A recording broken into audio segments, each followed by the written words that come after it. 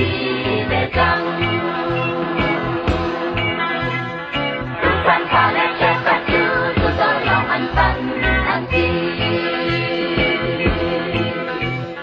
Bintang tanpa dengan yang bongkar Sinilah nantilah Lebong di maan pon Sini tak lau mua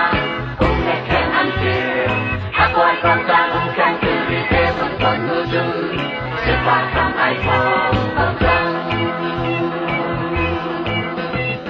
Nyatakan suatu sang Jadikan silau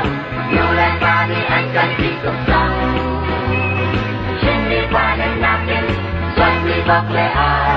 Kecil kena mulai baca baju Anman yang sampai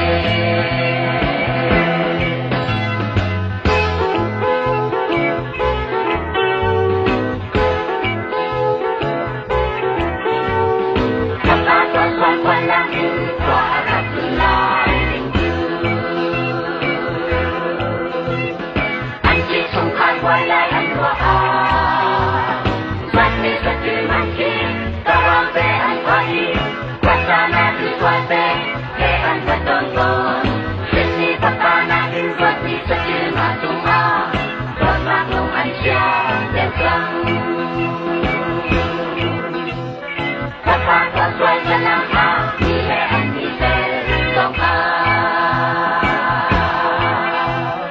Phát phát vô lo mà sẽ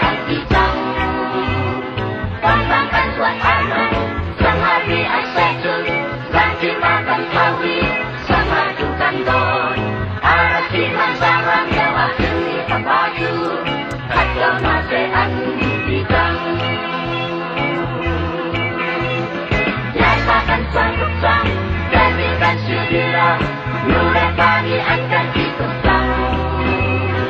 Sini pada nakin Suatu bok leha Sekiranya mulai